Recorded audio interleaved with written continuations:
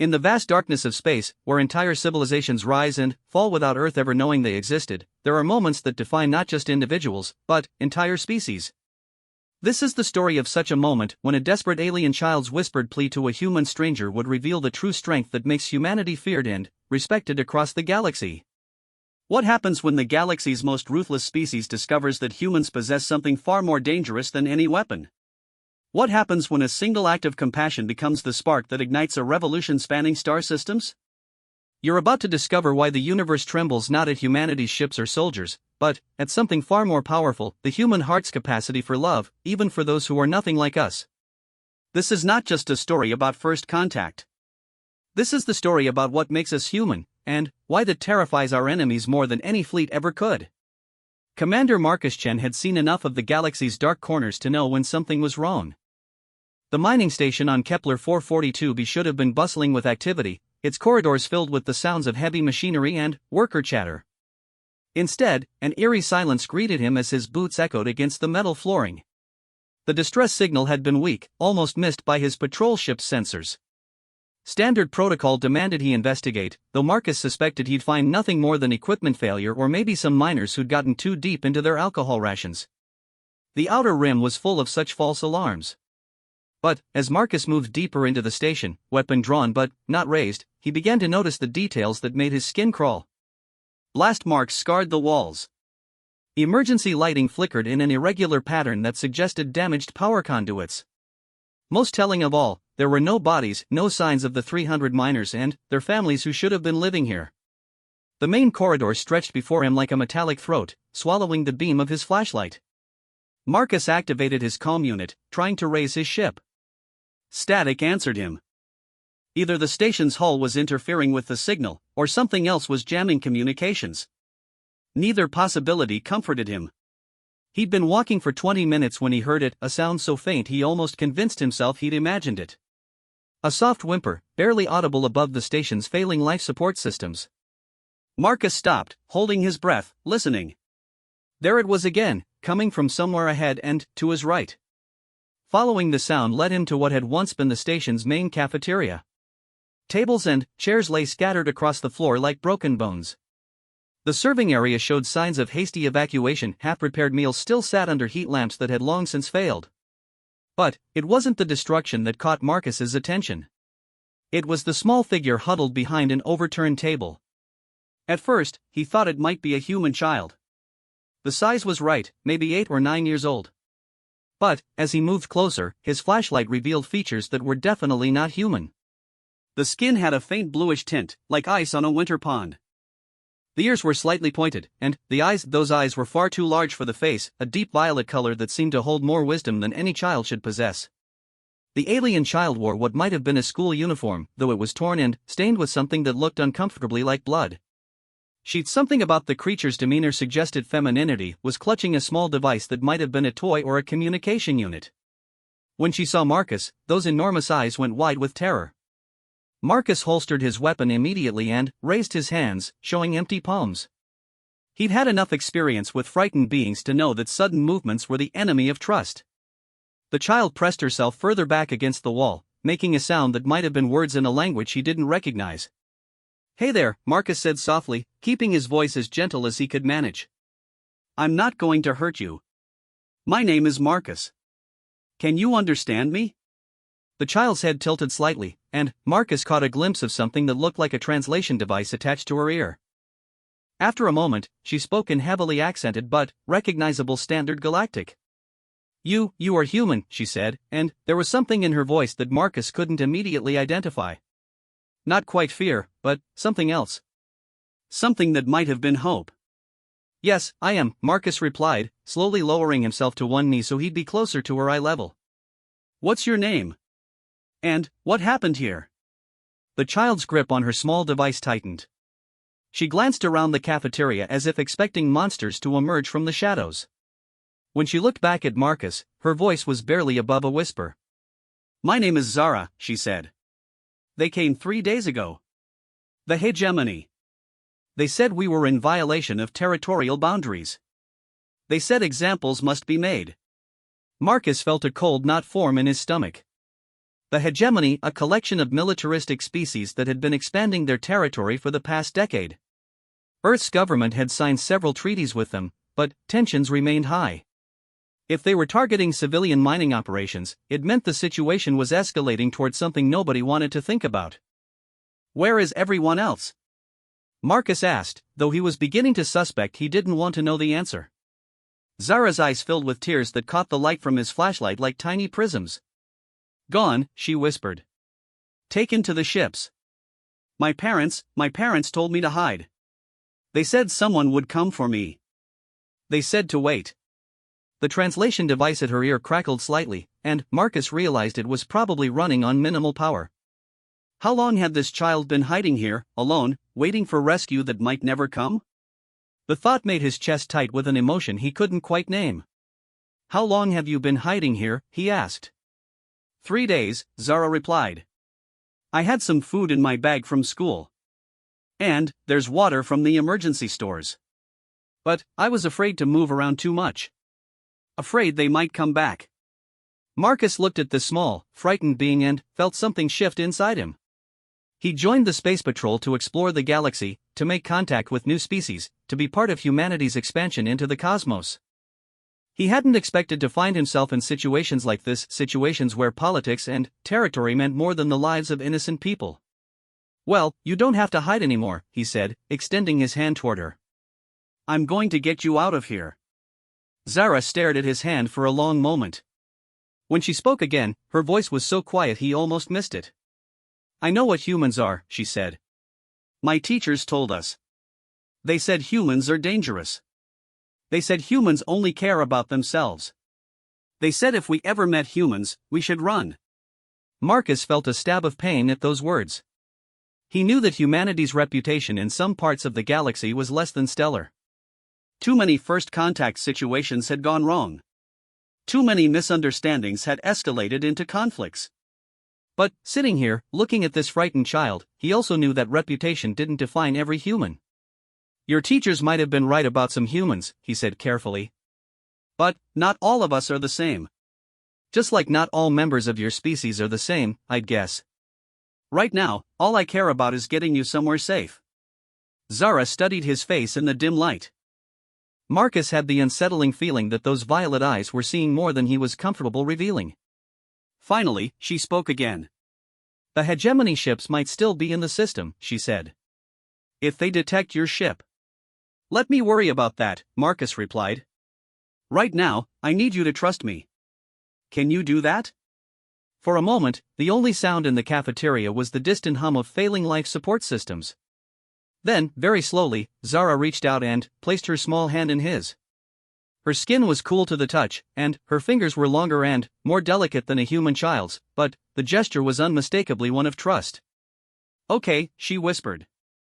Marcus helped her to her feet, noting how she favored her left leg slightly. "Are you hurt?" "Just a small cut," Zara said. "From when I was hiding. It's not serious." As they made their way back through the station's corridors, Marcus found himself thinking about the child's words. Her teachers had warned her about humans. What had they experienced to make such warnings necessary? And, more importantly, what did it mean for the larger galactic situation if human-alien relations had deteriorated to the point where children were being taught to fear them? They were almost back to his ship when Zara suddenly stopped walking. Marcus turned to see her looking up at him with an expression he couldn't read. "Human Marcus," she said slowly, as if testing the words. "When the hegemony soldiers were taking people to their ships, I heard some of the adult Zilani talking. They said the hegemony doesn't usually take prisoners. They said the only reason any of us might survive is if we could prove we were valuable somehow." Marcus felt the cold knot in his stomach tighten. What kind of valuable? Workers, maybe. Or... Zara's voice trailed off, and she looked away. Or for experiments. The hegemony likes to study other species. To find weaknesses. The implications hit Marcus like a physical blow. If the hegemony was collecting specimens from various species, it suggested they were preparing for something big. Something that would require detailed knowledge of their potential enemies' biology and psychology. "We need to get you to a safe place," he said, more to himself than to her. somewhere the hegemony won't think to look. There isn't anywhere, Zara said matter-of-factly. The hegemony has maps of all the inhabited systems. They know where every colony is, every space station, every planetary settlement. If they want to find someone, they will. Marcus looked down at the small being who spoke of galactic politics with the resignation of someone far older than her apparent years. Something about her certainty, about the casual way she accepted that there was nowhere safe in the entire galaxy, made him angry. Not at her, but at the situation. At the hegemony. At a universe where children had to think about such things. Maybe, he said quietly. But I know a place they don't have maps to. A place they probably don't even know exists. Zara's large eyes widened slightly. Where? Marcus looked toward the airlock where his ship waited. Earth, he said. I'm taking you home with me. The words surprised him even as he said them. He hadn't planned to make such an offer. Protocol demanded he report the situation to his superiors, turn any refugees over to proper diplomatic channels. But, looking at Zara, thinking about what might happen to her in those channels, he found he didn't much care about protocol. Earth? Zara repeated. But, that's the human homeworld. They would never let someone like me. They will if I have anything to say about it, Marcus interrupted. My family has a farm in Montana. Wide open spaces. Good people. It might not be home for you, but it'll be safe. Zara was quiet for a long moment, and Marcus wondered if he'd overstepped somehow. Maybe the idea of living among humans was more terrifying to her than facing whatever the hegemony had planned. But, when she spoke again, there was something different in her voice. Your family, she said softly. Would they really accept me? Even though I'm not human? My parents raised 4 children, Marcus said with a small smile. Trust me, they've dealt with worse than one polite alien girl. For the first time since he'd found her, Zara almost smiled. It was a brief expression, gone as quickly as it appeared, but it transformed her face completely. For just a moment, she looked like what she was, a child who had remembered that there might still be good things in the universe. I would like that, she said quietly. I would like to meet your family. As they walked toward his ship, Marcus found himself thinking about what he was really offering. Taking Zara to Earth would mean paperwork, investigations, probably a lot of uncomfortable questions from his superiors. It might even mean the end of his career in the Space Patrol. But, looking at the small figure walking beside him, he realized he didn't care about any of that. He was about to discover that sometimes the most important decisions are made not in boardrooms or command centers, but in the broken remains of a mining station, by a man who simply couldn't walk away from a frightened child. And he was about to learn that in a galaxy full of dangers, the most powerful weapon humanity possessed wasn't their ships or their technology. It was their capacity to see someone in need and say, "You're coming home with me." The journey to Earth took 2 weeks through hyperspace, and, during that time, Marcus Chen learned more about the galaxy's political situation than he'd ever wanted to know. Zara proved to be remarkably intelligent, with a child's straightforward way of explaining complex concepts that cut through the diplomatic doublespeak Marcus was used to hearing in official briefings. The Zalani, her people, were one of dozens of species that the hegemony had been systematically targeting. Not for resources or territory, but for what they called compliance testing. The hegemony wanted to know how various species would react under pressure, what their breaking points were, how quickly they would surrender when faced with overwhelming force. It's like they're studying us for a test, Zara explained one evening as they shared a meal in the ship's small galley. She'd adapted quickly to human food, though she preferred everything slightly cooler than Marcus found comfortable. My father worked in communications. Sometimes he would intercept hegemony transmissions. They talk about the human problem a lot. Marcus paused with his fork halfway to his mouth. The human problem? Zara nodded, her large violet eyes serious. They say humans are unpredictable. Most species, when the hegemony shows up with enough ships, they calculate the odds and surrender. It's logical. Why fight when you know you'll lose? But, humans. She tilted her head, studying Marcus as if he were a puzzle she was trying to solve. Humans fight anyway. Even when it doesn't make sense. Even when they should lose. Is that why your teachers warned you about us? Marcus asked. Because we're unpredictable? Partly, Zara said. but also because of what happens after humans fight. Other species, when they win a battle, they take territory or resources. When humans win, they do something different. They try to fix things. They build schools and hospitals. They make friends with their former enemies. The hegemony doesn't understand that. Marcus found himself thinking about his own family history. His great-grandfather had fought in one of Earth's last major wars, then spent the rest of his life working to rebuild the cities he'd helped destroy. His grandmother had been a refugee who'd been taken in by strangers and eventually became a teacher herself. Maybe Zara was right about humans. Maybe they were different in ways that weren't always obvious. "What happened to your parents?" Marcus asked gently. It was a question he'd been avoiding, but Zara seemed ready to talk about difficult things. Zara's expression became distant. "They were selected for advanced study," she said, using the translation device's slightly mechanical tone to emphasize the words. "The hegemony has special facilities for that. My mother was a botanist. She knew how to make plants grow in difficult environments. My father understood communication systems. They were valuable." The way she said valuable made Marcus's stomach clench. "And the others? The people who weren't selected?" "Processing," Zara said simply. "The hegemony doesn't waste resources on beings they can't use." Marcus put down his fork, no longer hungry.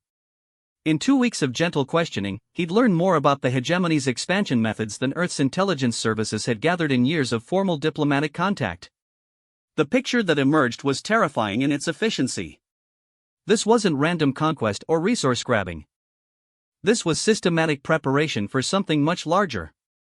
"Zara," he said carefully, "how many species has the hegemony done this to?" 17 that I know of," she replied without hesitation. "Maybe more. They keep detailed records. They like to compare data between species. To find patterns. 17 species." Marcus tried to imagine the scope of what that meant. Hundreds of thousands of beings, maybe millions, all subjected to the hegemony's compliance testing. And Earth's government had been treating them as just another political entity to be negotiated with. "There's something else," Zara said, her voice dropping to a whisper. "Something my father told me before they took him. He said the hegemony has been asking specific questions about humans. Not general things. Specific questions about human families. About how humans raise their children. About what makes humans willing to die for beings they're not related to." A chill ran down Marcus's spine. "What kind of specific questions?" "Questions about adoption," Zara said. "About humans who take in children from other species. About how human emotions work when they're attached to someone who isn't genetically related to them."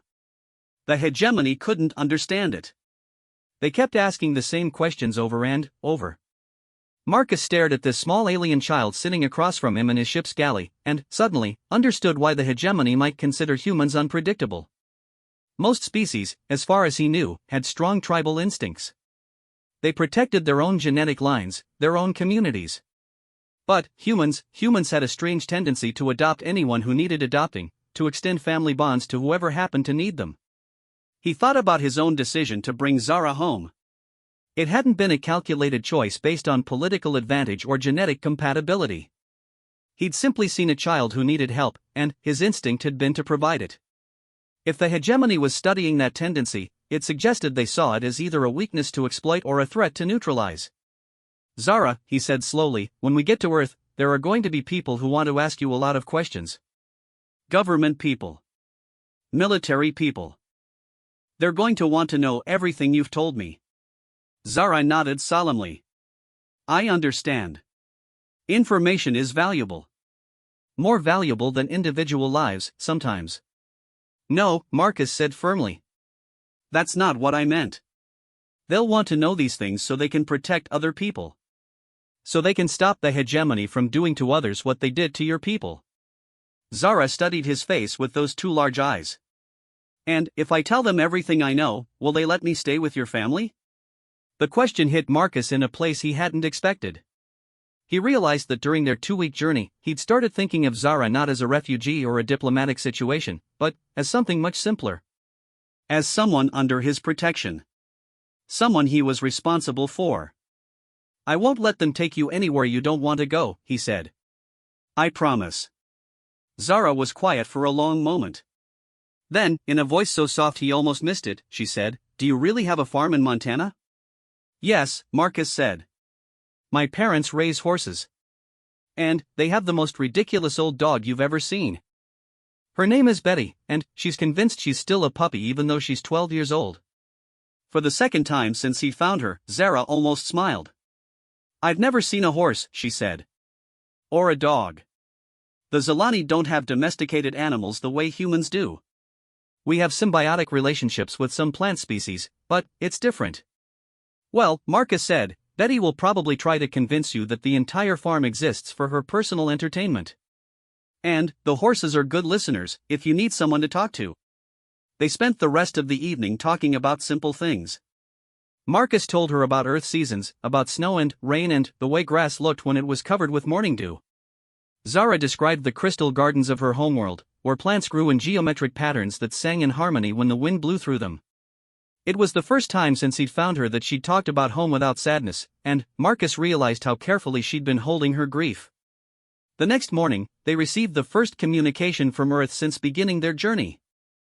Marcus had sent ahead a brief report about finding a survivor from the hegemony attack, but he'd been deliberately vague about the details.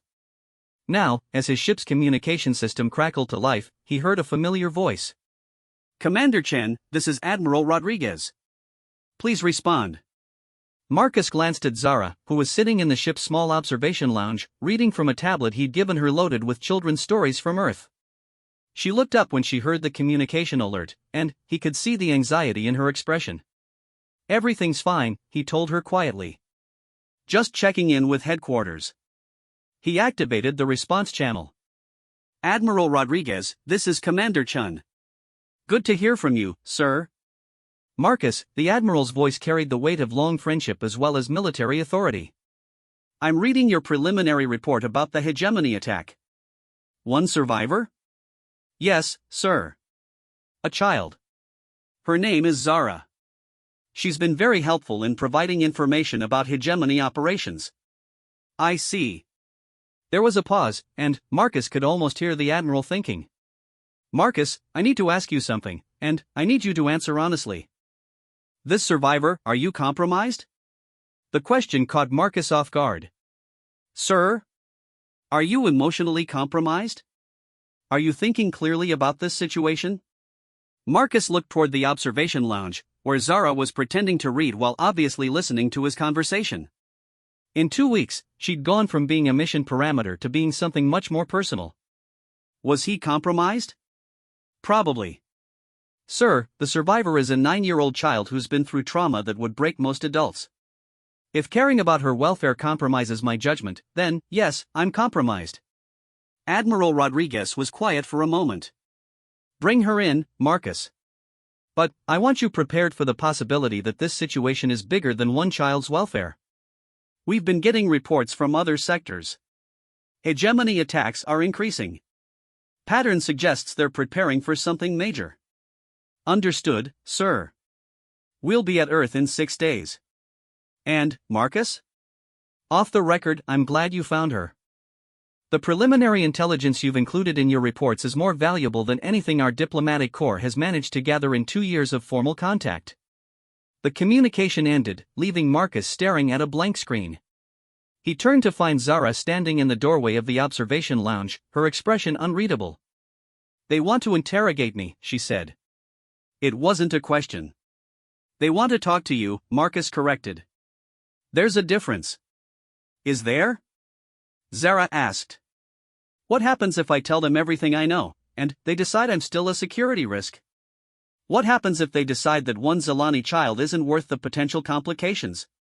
Marcus realized that during their journey, he'd been thinking like a rescuer rather than like a military officer. He'd focused on getting Zara to safety without fully considering what safety might look like from Earth's perspective. A child with detailed knowledge of hegemony operations was indeed valuable. But she was also a potential intelligence leak, a diplomatic complication, and a security risk. That won't happen, he said, though even as he spoke the words, he wasn't entirely sure he believed them. Zara walked over to him and looked up with those 2 large violet eyes. Human Marcus, she said softly, if they decide I'm too dangerous to keep around, will you still try to protect me? The question hung in the air between them. Marcus realized that in asking it, Zara was offering him a choice. He could step back, let the system handle her case according to regulation and political necessity.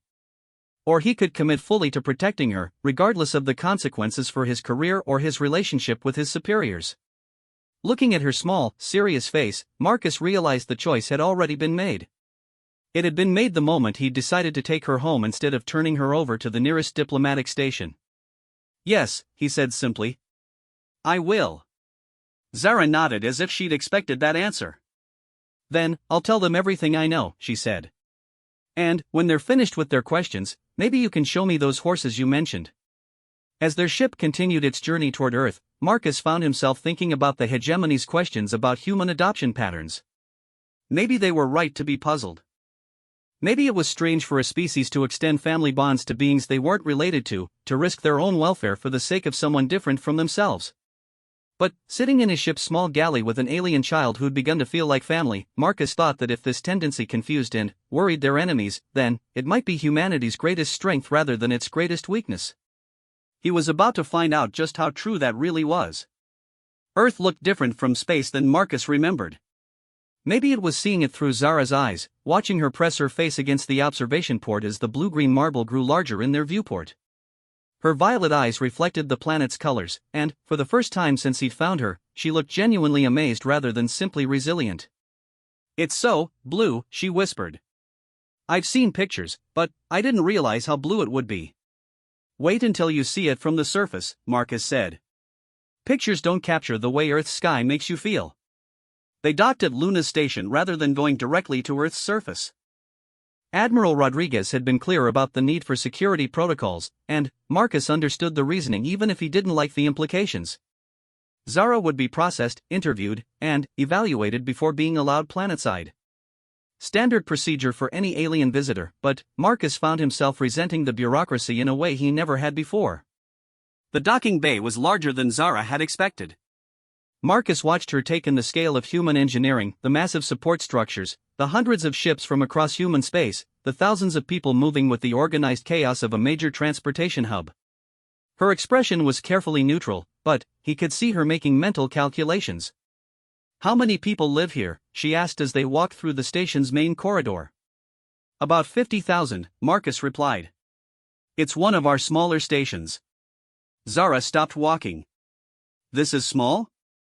Luna Station is mostly a waypoint, Marcus explained. The really big stations house millions of people.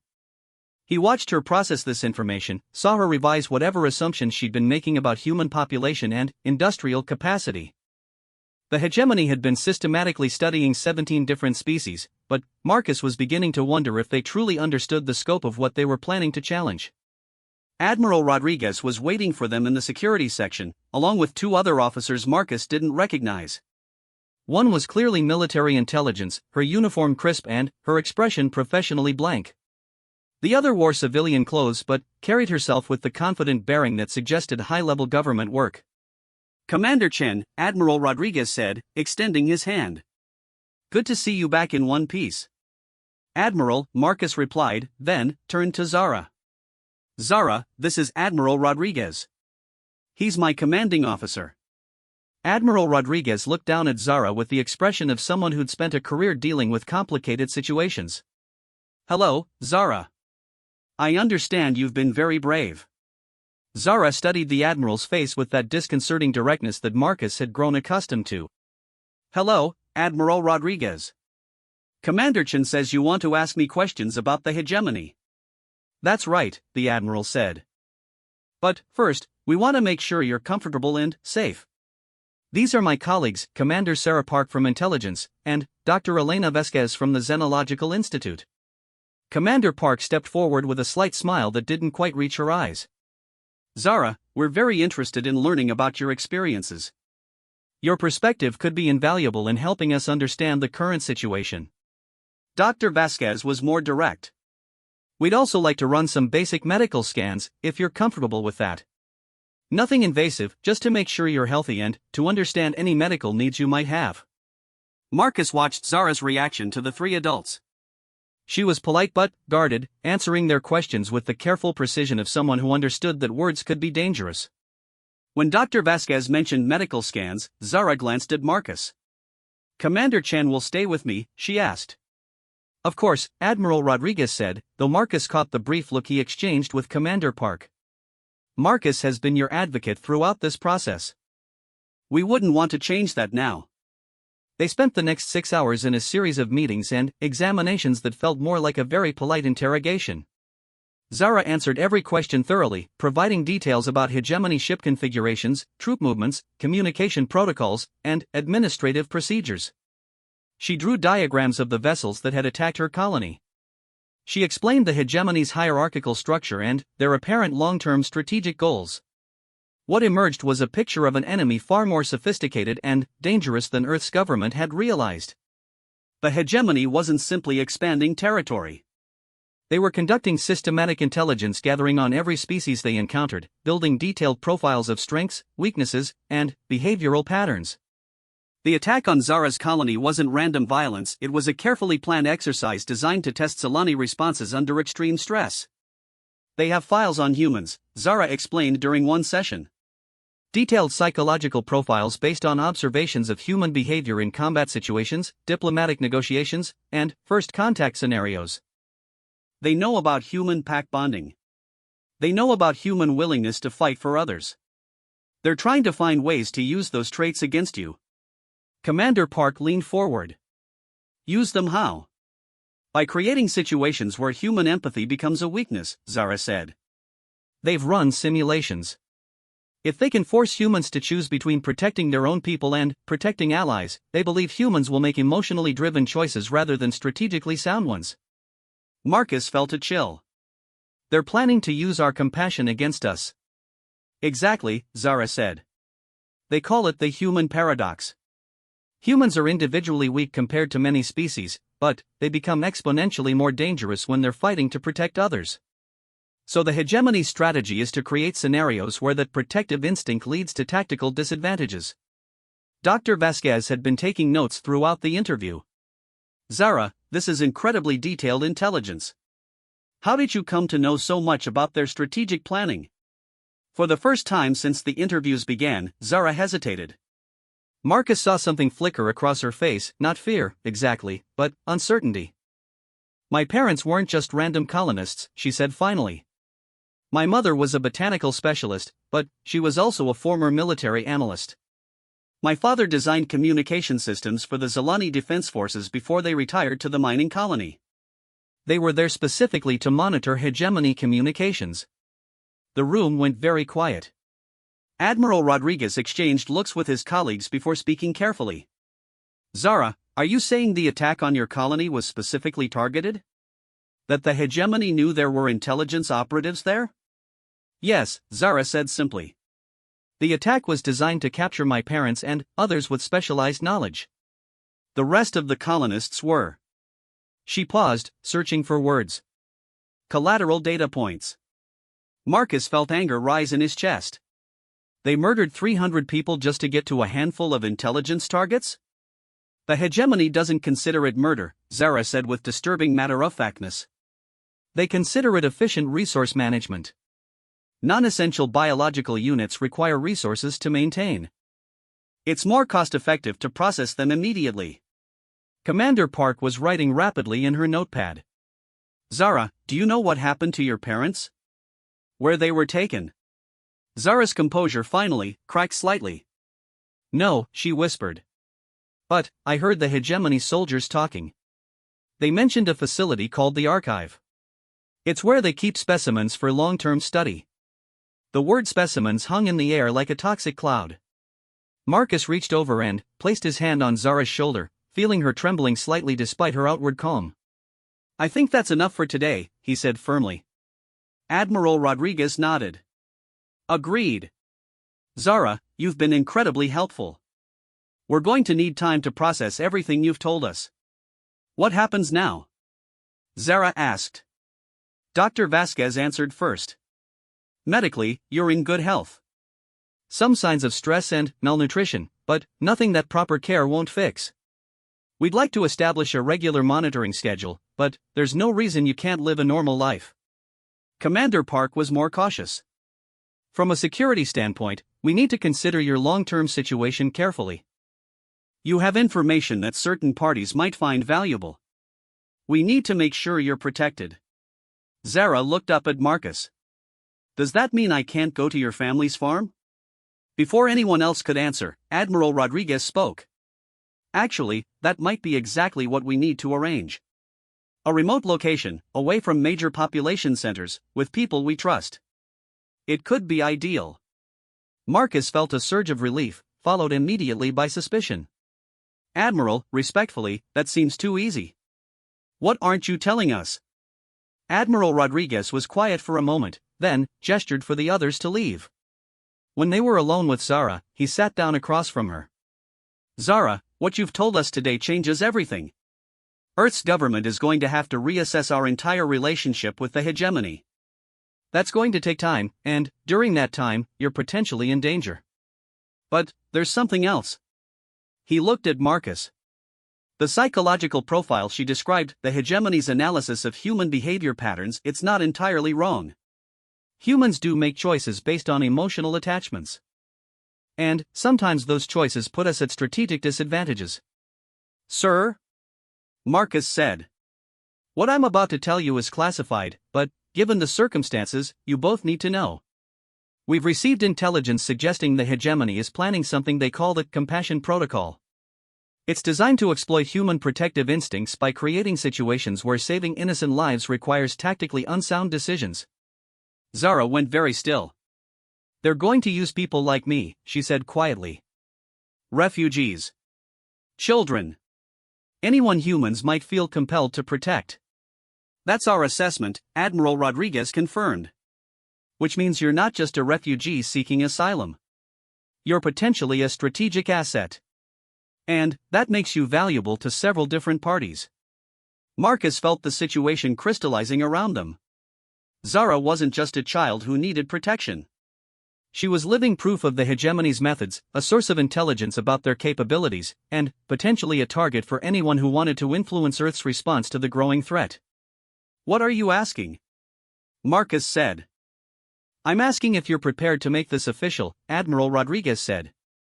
Zara needs protection, and she needs to be somewhere the hegemony can't reach her. Your family's farm meets both requirements. But, it would mean accepting responsibility not just for a refugee child, but for someone whose safety could have galactic implications. Marcus looked at Zara, who was sitting very quietly, listening to adults discuss her future as if she were a piece on a chessboard. When she realized he was looking at her, she met his eyes. Would you still want me to come with you? She asked softly, even knowing all this? The question carried weight beyond its simple words. Marcus realized that Zara was giving him a chance to reconsider, to step back from a commitment that was bigger and more dangerous than either of them had initially understood. He thought about his parents, about the farm in Montana, about a 12-year-old dog named Betty who thought the world existed for her entertainment. Then, he thought about the small, brave child who'd survived 3 days alone in a destroyed colony, who'd shared her people's deepest secrets to help strangers prepare for war, who'd asked for nothing except the chance to see horses and maybe feel safe for a while. Zara, he said, would you like to come home with me? Her answer was barely a whisper, but it changed everything. Please act like you're my father, she said. And, in that moment, Marcus realized that the hegemony had made a critical error in their analysis of human behavior. They'd identified human compassion as a tactical weakness, but they'd failed to understand that it was also the source of humanity's greatest strength. They were about to learn the difference. The Montana sky stretched endlessly blue above the Chen family farm, unmarked by the geometric patterns of ships or space stations that Zara had grown accustomed to seeing. She stood on the front porch, her small hands gripping the wooden railing, and tried to understand how much space could exist without anything filling it. Takes some getting used to, said a voice behind her. Zara turned to see Marcus's mother, Linda Chen, approaching with 2 glasses of something cold and sweet. Linda was smaller than her son, with gentle eyes and hands that were permanently stained with garden soil despite frequent washing. The sky, I mean. Marcus told us you're from a colony world. Was it very different from this? Zara accepted the glass gratefully. The past week on Earth had been full of new experiences: gravity that felt slightly wrong, air that smelled of growing things instead of recycled atmosphere, and silence that actually meant the absence of sound rather than the background hum of life support systems. Very different, she said carefully. We lived underground mostly. The surface of Kepler 442b isn't suitable for most humanoid species. But we had crystal gardens. They made music when the wind moved through them. Linda sat down on the porch swing, patting the space beside her. That sounds beautiful. I'd love to hear more about them. Zara had been with the Chen family for 8 days now, and she was still adjusting to their casual kindness. There were no formal protocols, no careful diplomatic phrases, no sense that every interaction was being evaluated for strategic value. Marcus's parents, Linda and Robert, had simply accepted her presence as if taking in alien refugees was something they did regularly. The gardens were my favorite place, Zara said, settling beside Linda. My mother taught me how to tune the crystal formations to create harmonies. Different mineral compositions produced different note ranges. I was working on a composition for the Spring Resonance Festival when... She trailed off, not wanting to finish the sentence. Linda reached over and gently squeezed her hand. You don't have to talk about the difficult parts if you're not ready. This kind of consideration still surprised Zara. During her debriefings on Luna Station, questions had been direct and persistent.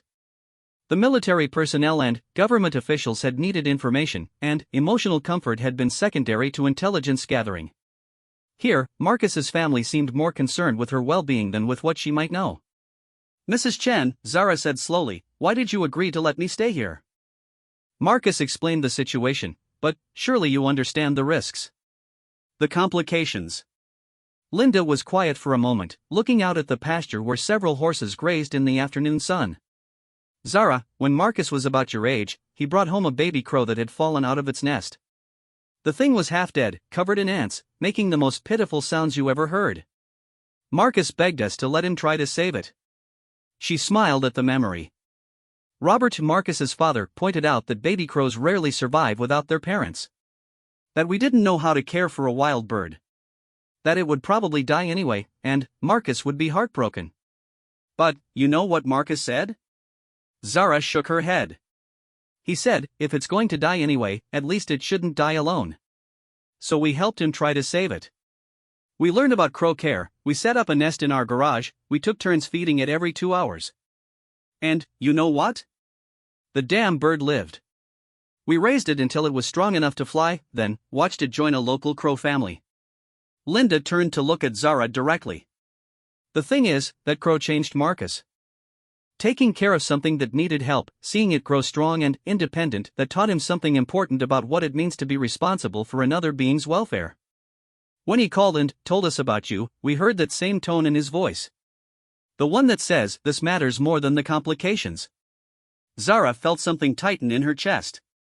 What if I'm not like the crow? What if I can't just fly away when I'm ready? What if staying here puts your family in danger? Honey, Linda said gently, you're not a bird we're rehabilitating.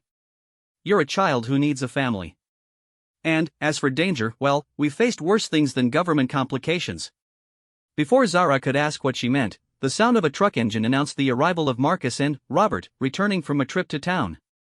Zara had learned that town in Montana terms meant a 40-minute drive to a settlement of maybe 3,000 people, but the Chen family spoke of these trips as if they were neighborhood errands.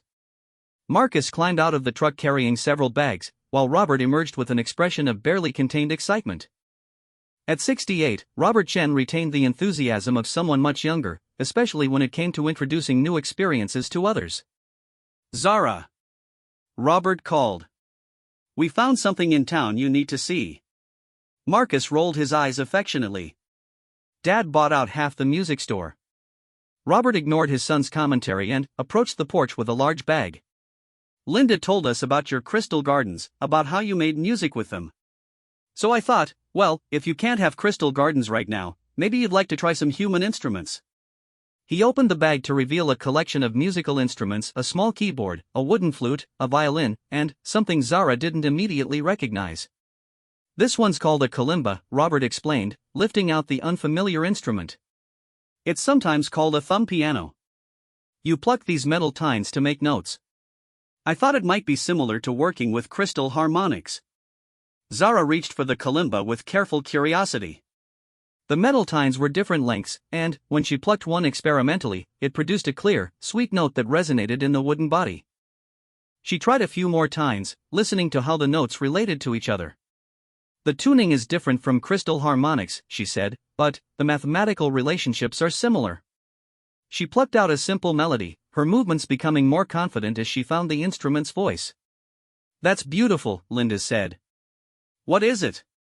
It's a children's song from my homeworld, Zara replied, continuing to play. It's about finding your way home when you're lost in the crystal forests. The melody was haunting, built around intervals that sounded almost familiar but not quite like any human musical tradition. Marcus sat down on the porch steps to listen, while his parents settled into chairs. For a few minutes, the Montana afternoon was filled with the sound of an alien lullaby played on a human instrument. When Zara finished, Robert was wiping his eyes discreetly. That was lovely, sweetheart. Would you like to try the others? They spent the next hour exploring different instruments. Zara showed an intuitive understanding of musical relationships, though she struggled with some of the physical techniques. The violin proved particularly challenging. Her fingers were longer and more delicate than human fingers, which affected her bowing technique. Music is mathematical, she explained when Marcus asked about her quick adaptation. The Zalani understand mathematics very well. Your instruments use different mathematical relationships than our crystals, but once I understand the underlying patterns, the rest is just practice. As evening approached, they moved inside for dinner.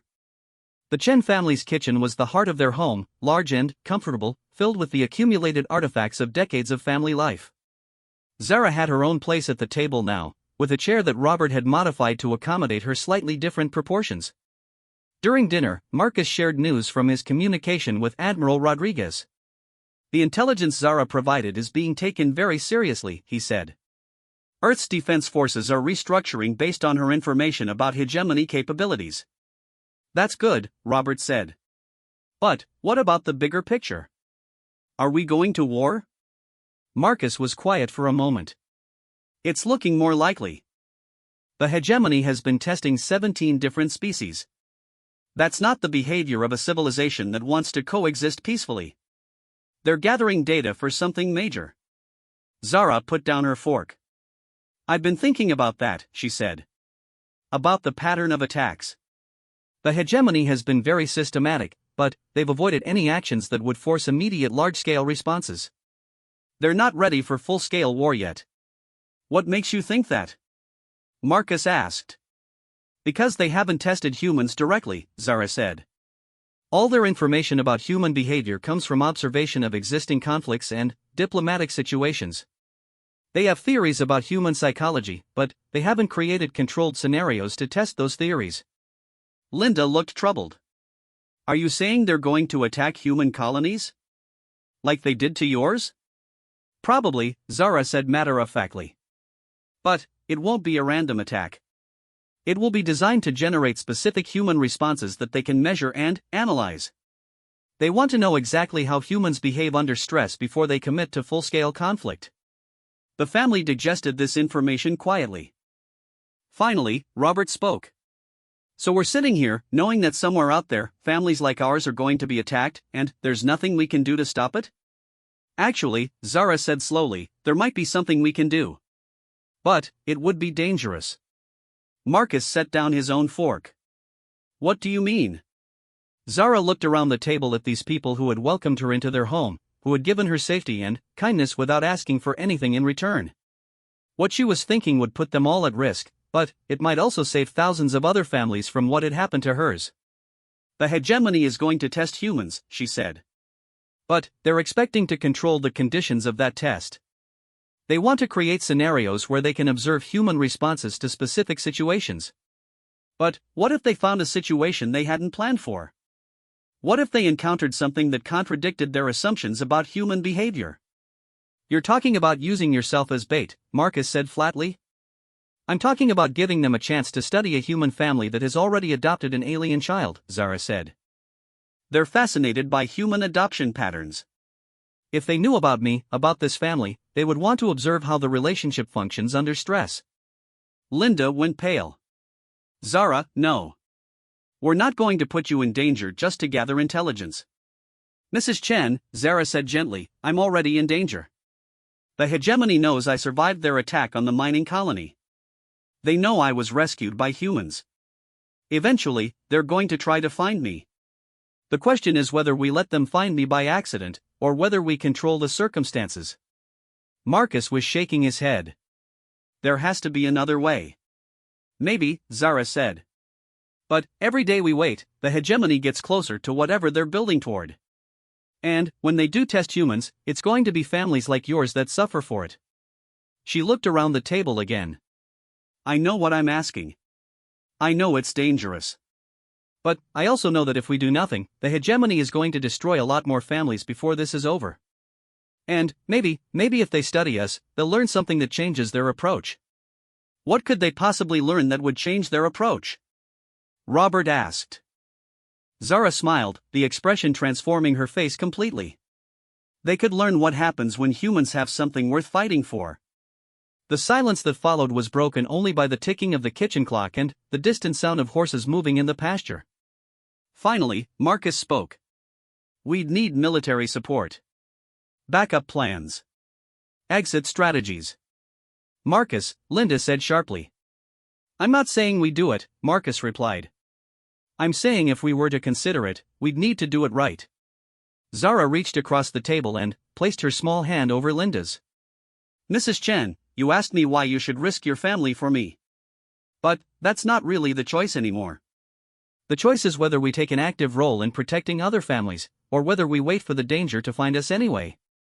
Linda looked at her adopted daughter, because that's what Zara had become, Marcus realized, regardless of paperwork or legal status, and saw something that reminded him of his mother's own fierce protectiveness.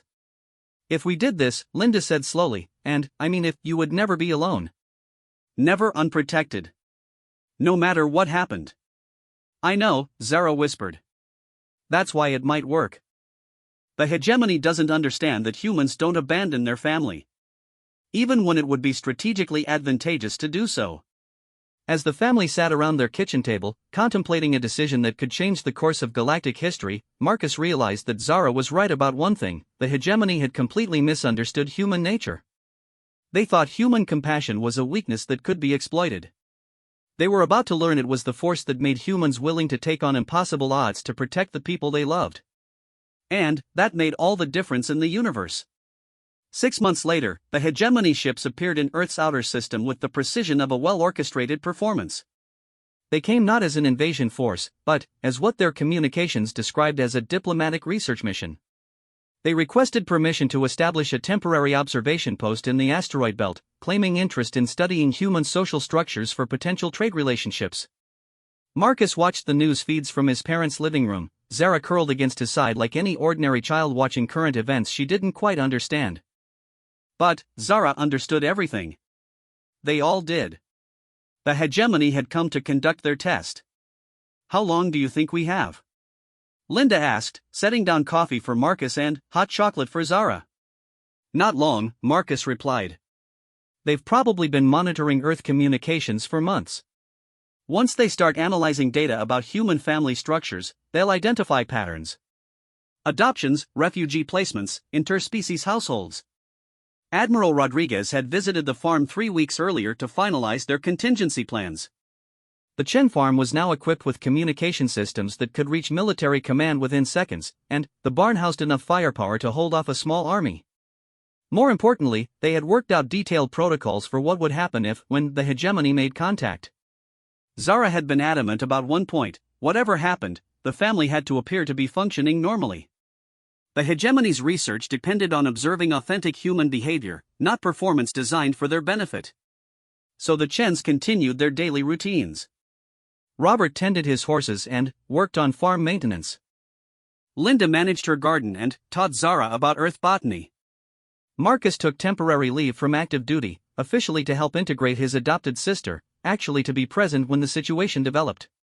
The waiting was harder than any of them had anticipated. They know we're here, Zara said one evening as they sat on the front porch, watching the sunset paint the Montana sky in shades of gold and orange. I can feel them watching. Marcus looked up at the stars beginning to appear in the darkening sky. somewhere among them, hegemony observers were analyzing Earth's electromagnetic spectrum, cataloging human behavior patterns, building psychological profiles. The knowledge that unseen eyes were studying his world made his skin crawl. "Are you having second thoughts?" he asked Zara. She considered the question seriously, as she did all questions. "No. But, I am afraid." "Of what?" "Of what they might do to you because of me. Of what I might find out about my parents. Of what happens if this doesn't work the way we hope it will." Marcus put his arm around her shoulders. In 6 months, she'd grown visibly, and she was beginning to lose the sharp angles of malnutrition that had marked her when he'd first found her. But she was still small for her age, still carried herself with the careful wariness of someone who'd learned too young that the universe could be dangerous. "You know what I'm afraid of," he said. "What?" "I'm afraid that we're going to get through all this, and then, you're going to decide you want to go to college somewhere far away, and I'll have to explain to Mom why her youngest child is moving across the galaxy." Zara laughed, a sound that still surprised him with its genuineness. "I think I'd like to study music," she said. "Human music and Zelani crystal harmonics. Maybe I can find ways to combine them." "That sounds perfect," Marcus said, and meant it. The first direct contact came 3 days later, not as a dramatic confrontation but as a polite request delivered through official diplomatic channels. The Hegemony Research Mission requested permission to interview selected human families as part of their cultural study. They were particularly interested, their message stated, in families that had adopted children from other species. Admiral Rodriguez called within an hour of the message's arrival. "They've identified 12 families across 3 continents," he told Marcus. "The Chen family is on the list. Along with some specific requests." "What kind of specific requests?" "They want to observe family interactions over an extended period. They want to interview family members separately. And they want to conduct what they call stress response evaluations." Marcus felt his jaw tighten. "They want to see how we react when they threaten Zara. That appears to be the general idea. The question is whether we stick with the plan or find another approach." Marcus looked across the kitchen to where Zara was helping Linda prepare dinner. She was chopping vegetables with the careful concentration of someone still learning to use human kitchen tools, her tongue poking out slightly with the effort. She looked, in that moment, exactly like what she was, a child learning to be part of a family. "We stick with the plan," Marcus said. The Hegemony representatives arrived the following week in a shuttle that looked more like a luxury transport than a military vessel. There were 3 of them, each representing a different species within the Hegemony Alliance. Their leader introduced himself as Director Vash, a tall, thin being with gray skin and multifaceted eyes that reflected light in unsettling patterns. His colleagues were Dr. Rem, who appeared to be some sort of psychologist, and Captain Torres, whose military bearing suggested he was there for security rather than research. They set up their equipment in the Chun family's living room with the casual efficiency of people who had done this many times before. Cameras, recording devices, sensors that measured everything from heart rate to electromagnetic signatures. The technology was impressively unobtrusive. Within an hour, it was easy to forget the devices were there. "We appreciate your cooperation," Director Vash said as the family gathered for their first formal interview.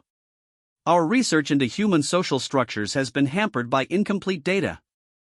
Direct observation will be invaluable." Robert Chen settled into his favorite chair with the demeanor of a man who'd spent decades dealing with government officials and wasn't particularly impressed by anyone's authority.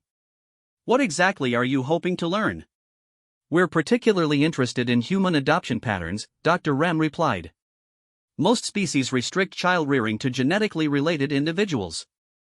Humans appear to extend parental behaviors to unrelated offspring with remarkable frequency." "You say that like it's strange," Linda observed. "It is statistically anomalous," Director Vash said. "From an evolutionary perspective, investing resources in unrelated offspring typically represents a maladaptive behavior pattern." Zara spoke for the first time since the interviews began. "You think my family is making a mistake by taking care of me?" The 3 Hegemony representatives turned their attention to her with an intensity that made Marcus's protective instincts flare. Dr. Rem consulted a tablet before responding. "We're interested in understanding the psychological mechanisms that drive such behaviors." "What benefit does the family derive from caring for you?" "Benefit?" Zara repeated, and Marcus heard something dangerous in her tone. Linda answered before Zara could continue. The same benefit any parent derives from caring for their child. Love, joy, pride in watching someone grow and learn. The satisfaction of being needed and valued. But these emotional responses typically develop from genetic and hormonal factors related to biological offspring, Dr. Rem said. How do humans extend these responses to genetically unrelated individuals? Maybe, Robert said slowly, you're asking the wrong question. Director Vash's multifaceted eyes focused on him. Explain.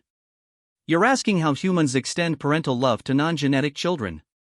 But the real question is why other species don't. Love isn't a limited resource. Caring for one person doesn't diminish your capacity to care for others. If anything, it increases it. Captain Torres spoke for the first time. That philosophy could be seen as strategically vulnerable. Emotional attachments to large numbers of individuals creates multiple points of potential manipulation. The room went very quiet. Marcus felt every muscle in his body tense, recognizing the barely veiled threat in the captain's words. Are you suggesting, Marcus said carefully, that someone might try to manipulate humans by threatening the people we care about?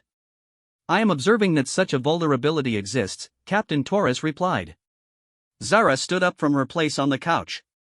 She was small compared to the adult beings in the room, but something in her posture commanded attention. Captain Torres, she said, do you have children? I fail to see the relevance of that question. Do you, she persisted. Yes. 3 offspring. And, if someone threatened them, what would you do? Captain Torres's expression became guarded. I would take appropriate defensive measures. You would fight to protect them? Yes. Even if fighting put you at strategic disadvantage? Even if the logical choice would be to abandon them to save yourself? The silence that followed was electric with tension. Captain Torres stared at this alien child who was dissecting his own psychological responses with clinical precision. You're trying to make a point, he said finally. I'm trying to help you understand something, Zara replied. You think human love is a weakness because it creates vulnerabilities. But, you're wrong about what happens when those vulnerabilities are threatened. She looked around the room, meeting each set of eyes in turn. When someone threatens a human family, they don't create strategic advantage. They create a human who has nothing left to lose. And humans with nothing left to lose are the most dangerous beings in the galaxy. Director Vash leaned forward with obvious interest. Please elaborate. Zara smiled, and Marcus realized that this moment had been planned from the beginning. All of it, the interviews, the questions, the carefully orchestrated revelation of human family dynamics. Zara had been conducting her own research, gathering data about hegemony psychology just as they were studying human behavior. You've been testing 17 different species, she said. Learning how they respond to pressure, how they make decisions under stress, how they react to loss. But, you've been making a fundamental error in your analysis. What error? Dr. Rem asked. You assume that all species prioritize individual survival above other concerns. That when faced with overwhelming force, rational beings will surrender to preserve themselves. That's true for most species. But, not for humans. Zara moved to stand behind Marcus's chair, placing her small hands on his shoulders. Humans don't just fight for themselves. They fight for each other. And, when you threaten someone a human loves, you don't weaken them. You transform them into something that will pursue you across the galaxy, generation after generation, until justice is done. She looked directly at Captain Torres. You want to know what makes humans dangerous? It's not our technology or our military capabilities. It's the fact that we form emotional bonds with anyone who needs them, and, once those bonds are formed, we will never stop fighting to protect the people we love. Director Vash was taking rapid notes on his tablet. And this attachment response applies even to relationships formed across species boundaries? Especially then, Zara said. Because choosing to love someone different from yourself is an act of conscious will. It's stronger than biological programming. She looked down at Marcus, then at Linda and Robert. These people chose me. They chose to make me part of their family, knowing it would be complicated and difficult and potentially dangerous. That choice creates a bond that can't be broken by distance or time or threat of force. Marcus reached up and covered one of her hands with his. The hegemony has been studying our weaknesses, he said. But they haven't been paying attention to what happens when you try to exploit them. Captain Torres leaned back in his chair, his expression troubled. You're suggesting that threatening human families would be strategically counterproductive. I'm suggesting it would be suicidal, Marcus replied. Because you would create millions of humans who would dedicate their lives to hunting down everyone responsible. Director Vash exchanged glances with his colleagues. Something was passing between them, a communication Marcus couldn't interpret but could sense was significant. This research has been illuminating, Director Vash said finally. We may need to revise some of our assumptions about human behavioral patterns. Dr. Rem consulted his tablet again. There is one additional test we had planned to conduct. A stress response evaluation. The room tensed again. Marcus felt Zara's hands tighten slightly on his shoulders. What kind of stress response evaluation? Linda asked. We had intended to simulate a scenario in which Zara was taken from your family, Dr. Rem said. To observe human responses to separation from adopted offspring. Robert Chen stood up slowly. He was not a large man, and, at 68 he was past his physical prime. But something in his demeanor filled the room with sudden, palpable danger. You intended to do what? He said quietly. It would be a simulation, Dr. Rem said quickly. Temporary separation for observational purposes. No, Linda said, her voice carrying absolute finality. Absolutely not. Marcus felt something shift in the room's emotional atmosphere. The three hegemony representatives were suddenly looking at the Chen family as if seeing them clearly for the first time. You would refuse to cooperate with our research? Director Vash asked. We would refuse to traumatize our daughter for your research, Robert corrected. Zara has been through enough. She's part of this family now, and this family doesn't use its children as experimental subjects.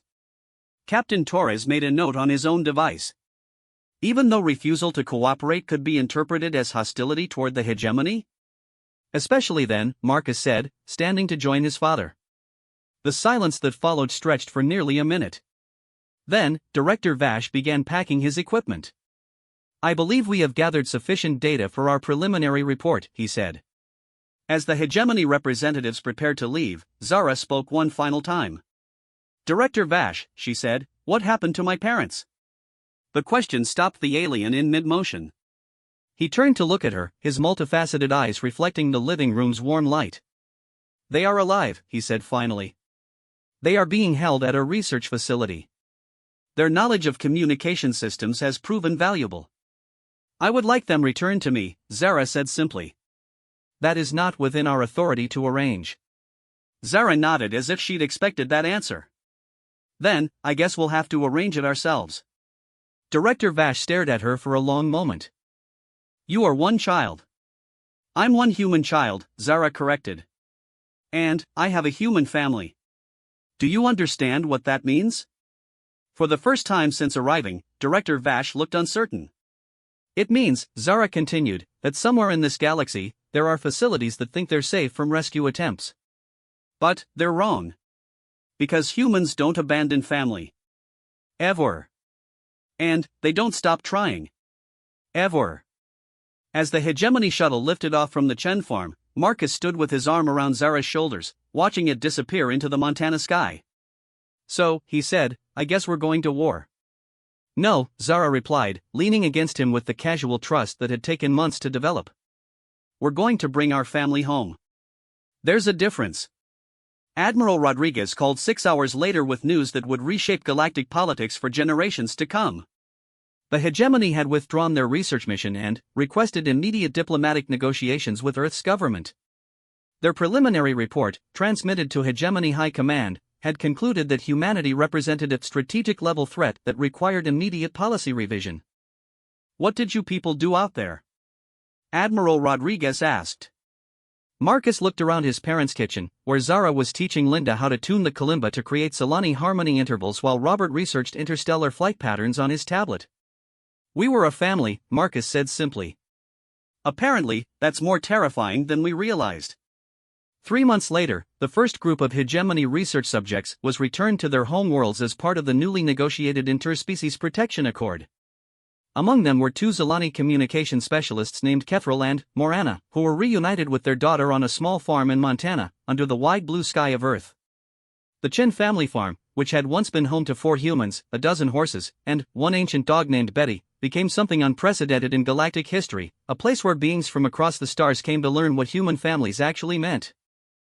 And, in the crystal garden that Zara and her parents built behind the farmhouse, where Zilani harmonics blended with earth wind to create music no one had heard before, a small alien child learned that sometimes the most powerful force in the universe is someone willing to say, "You're coming home with me." The hegemony, for their part, added a new entry to their databases about human military capabilities: species, human. Classification: do not threaten their children. Threat level: absolute. It was, all things considered, the most accurate intelligence assessment they had ever produced.